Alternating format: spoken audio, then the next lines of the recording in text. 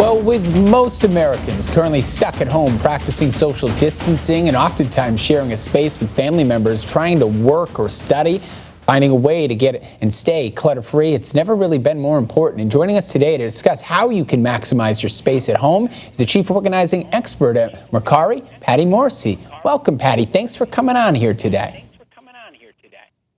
Thank you. Good morning. Yeah, and so right now, a lot of people, as we were saying there, they're stuck inside. Is it a good time to maybe take advantage and get rid of all that clutter? Yeah, that's one way to view it, is that, a lot of my clients have always told me, I don't have time. And one day has arrived. One day is here where we are stuck at home. But I do want to acknowledge that this is a stressful time.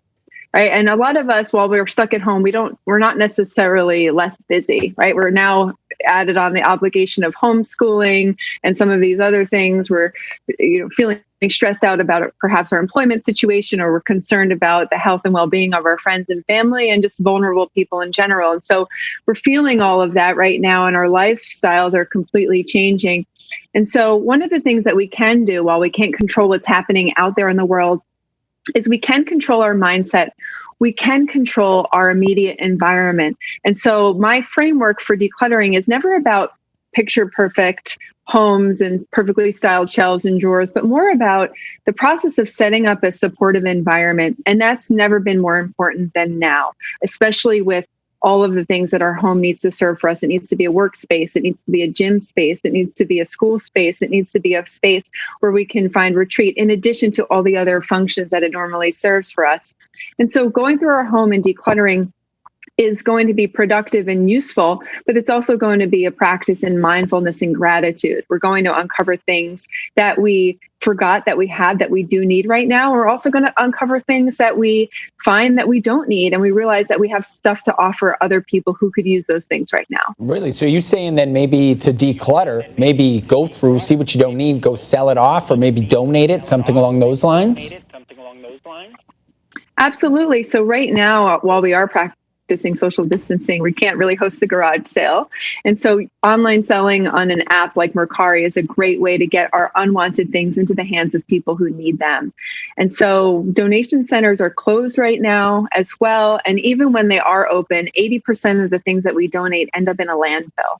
So selling is the most sustainable way of making sure that the things that we're getting rid of are actually staying in use and being handed off to someone who needs them. It's also a great way to earn a little bit of extra cash right now, which is something I know a lot of us are thinking about. Yeah, no doubt about that. Just seeing the unemployment claim. We're all trying to take this here really day by day. Eventually we'll get through it. So how do I stay maybe clutter-free long term? How do I make this a part of my life? We got about a minute left or so.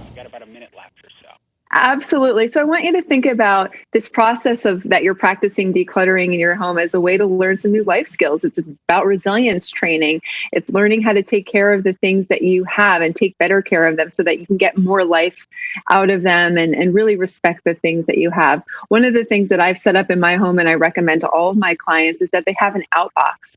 So as you're going through your things and you're coming across things, maybe like your kids have outgrown their clothes or they have no longer interest in certain board games and toys, you put them in the outbox and then you make selling a part of your daily life. And so even when we're done with all of this, there's always going to be things coming into our life, and then we have to have a process of getting things out. And so that's one way to make it sustainable, make it stick. Another is just getting the kids involved, getting the whole family involved, so it becomes a way of life for your family and a way of life for yourself, which will help us get through this time, but also when things are busy and stressful in the normal times of our life as well. All right, Patty Morrissey, the Chief Organizing Expert at Mercari. Thank you very much for the tips today. Stay healthy. And once again, thank you. You too. Thank you.